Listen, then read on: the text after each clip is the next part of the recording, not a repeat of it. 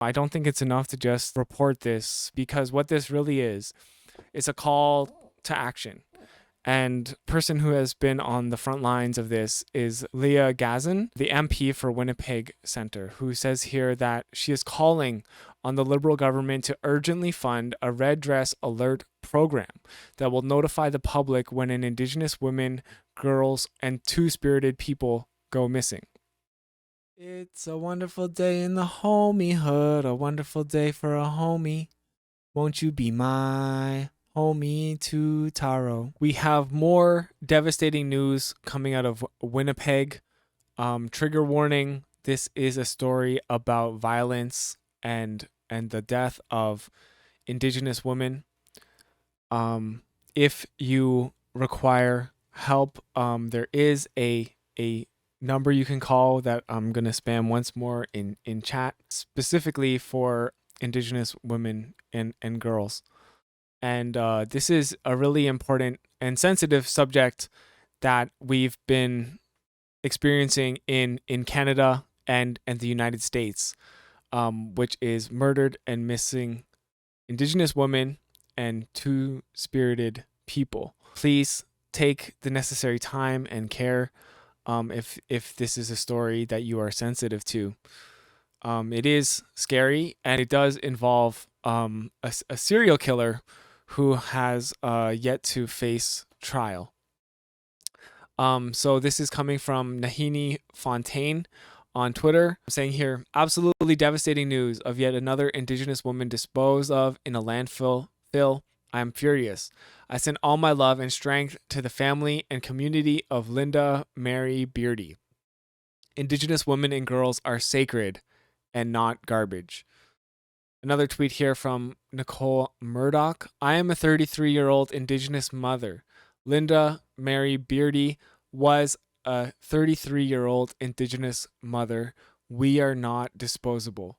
So both tweets here coming from Indigenous women in Canada, and really just saying that Indigenous women are not disposable. Indigenous women and girls are not garbage, because for some reason there is this recurring event of Indigenous women being put into landfills, specifically in Winnipeg, and it is particularly scary imagery and really disheartening to see that this is the case. So this is reporting from CBC, and I want to skip to the bottom here because we can hear directly from the daughter of one of the victims here, and I think that is important. All my life I grew up with a walking target on my back, and Indigenous women are known to statistically have a higher rate of going missing than non-Indigenous peoples, and it's heartbreaking because people take advantage of that, and they take advantage of the vulnerable and the minorities, and we see it happen again and again, and when people take advantage of that, the normalization gets bigger and bigger. I'm heartbroken for my community that this is still continuing to happen, and I pray that they get the closure and the respect that they need and the protection that they need from the community throughout this whole process. Okay, so that is Cambria Harris, whose mother, Morgan Harris, was killed last year. And she's been a very strong advocate for this issue. We are now seeing the news about Linda Mary Beardy in a separate incident. They're saying that this is not linked to the other murders of where Indigenous women have ended up in a Winnipeg landfill. However, those investigations and those searches are still ongoing. Sandy Bay Ojibwe First Nation Chief Trevor Prince, who knew Beardy, said he was devastated by the news. He met Beardy 15 years ago, and she was also the ex-partner of a friend of his who has also since died, Prince said. That friend of Beardy has had children together, the chief said. It's very sad and it breaks my heart to hear that we lost another First Nation woman to violence, he said. She was a caring, loving mother. Prince said crisis response teams would be on hand at a vigil planned for Tuesday evening at MMIWG2S Center's gathering place for truth and reconciliation, located at 445 King Street in Winnipeg. And here is the Sandy Bay Ojibwe First Nation chief, Trevor Prince, who knew Linda Mary Beardy. So he believes that a broader search of the landfill should be conducted. And the news comes after the Brady Road landfill was closed for several weeks amid protests and calls for a site-wide search for the remains of missing people. You might remember that this story here was people were talking about it several months ago, and there were calls to search for these landfills, and the police kind of just like threw up their hands and said, well, you know what, like we don't really have the resources to conduct those searches. And people were just like, WTF, like it's not that they don't have the resources, but they did not have the will. Because it kind of just goes to show how this is a systemic problem.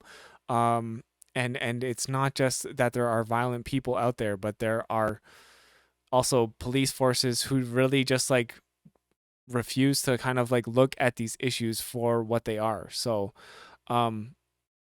the serial killer in question here, that police believe killed these women, is Jeremy Shibiki. Now I quickly checked out the Wikipedia page for this person, Skibiki, and it says here that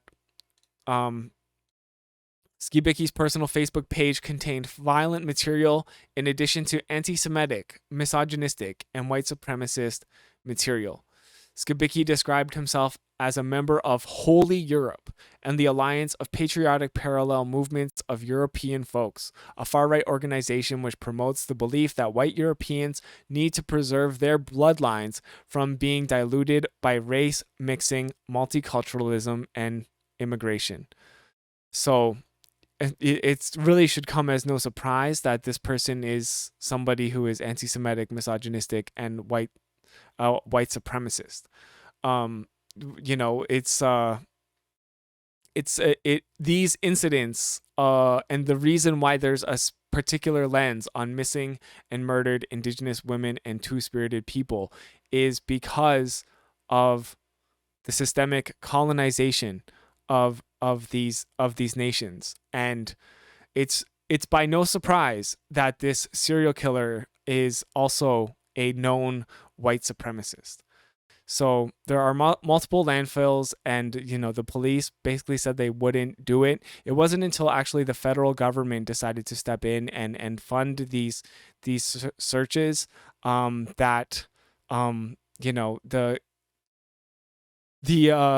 forces in power here were actually compelled to do anything. So again here mentioning Cambria Harris and the Missing and Murdered Women's Inquiry's final report published in 2019 said Indigenous women are 12 times more likely to be murdered or missing than any other women in Canada, and 6 times more likely to be murdered than non-Indigenous women. So those are some just like stone cold facts that I think it can be really stark to grapple with.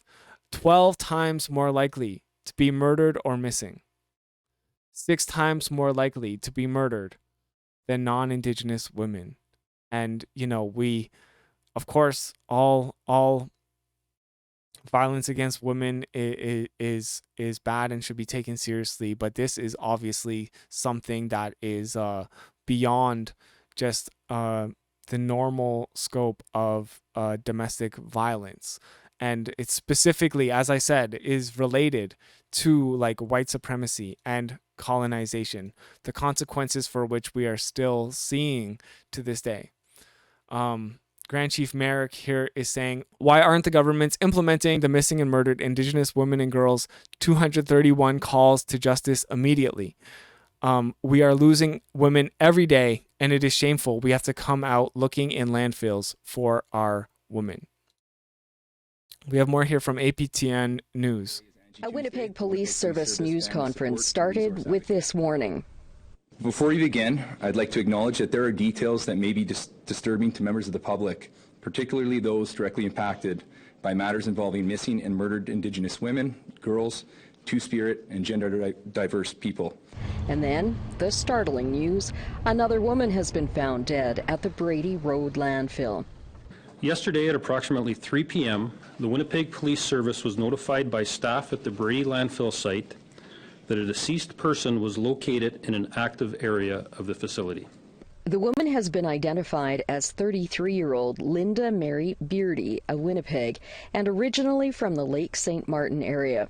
Major Crimes Inspector Sean Pike says her death is a homicide, but would not go into details.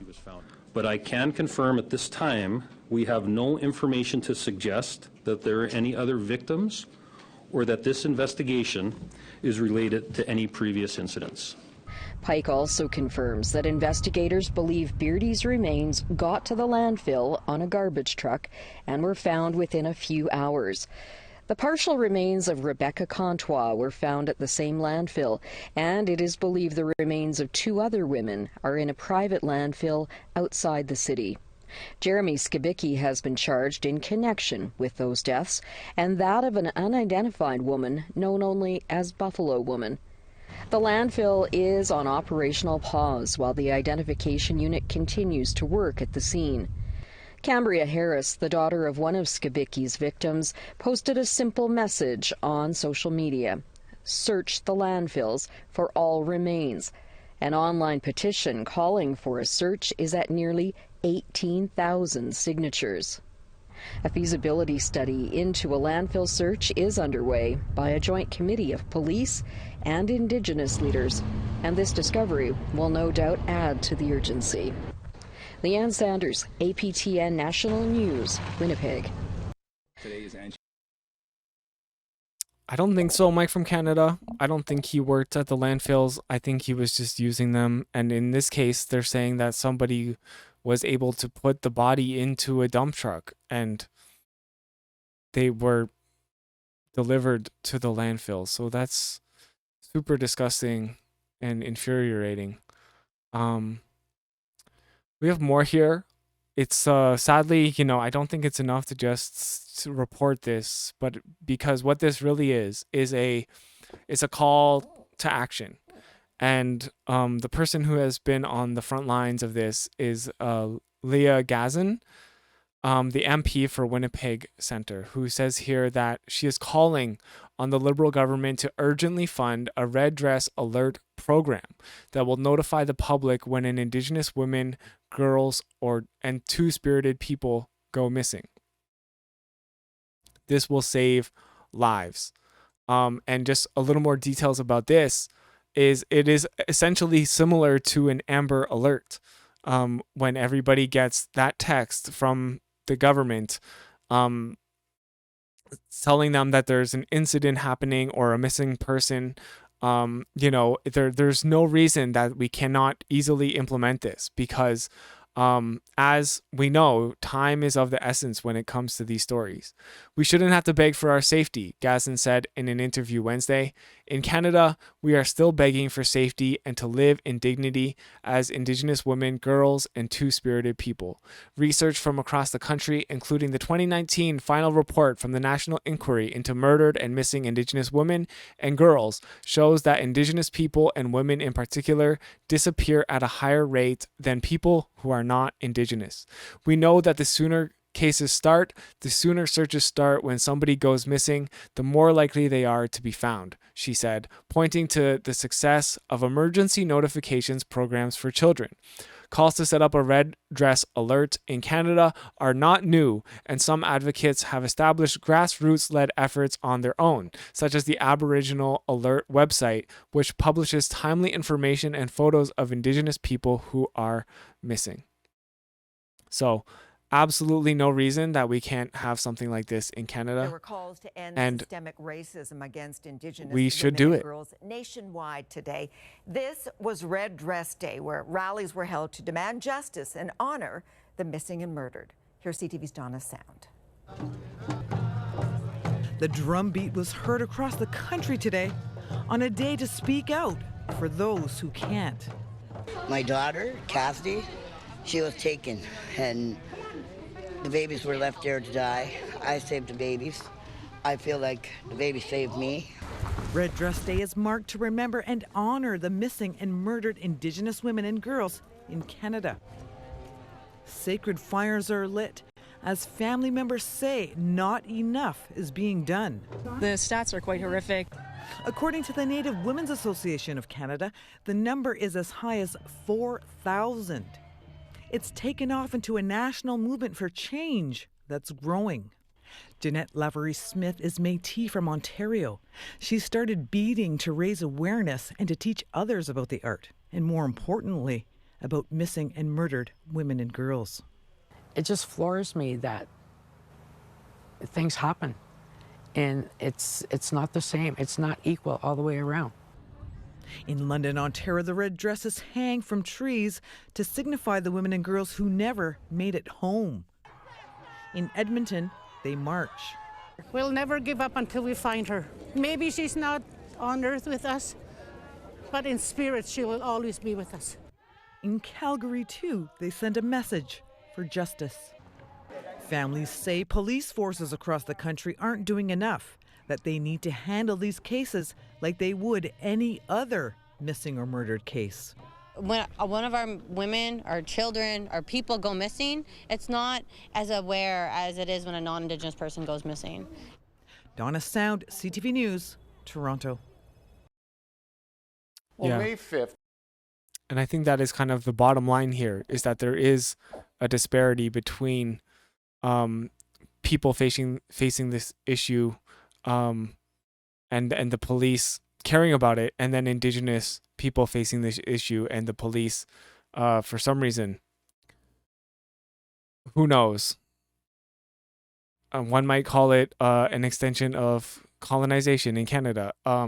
They don't care to the same extent. So our thoughts today are with the missing and murdered Indigenous women on Turtle Island, and especially Linda, Mary Beardy, and their loved ones who are on the front lines of this issue right now.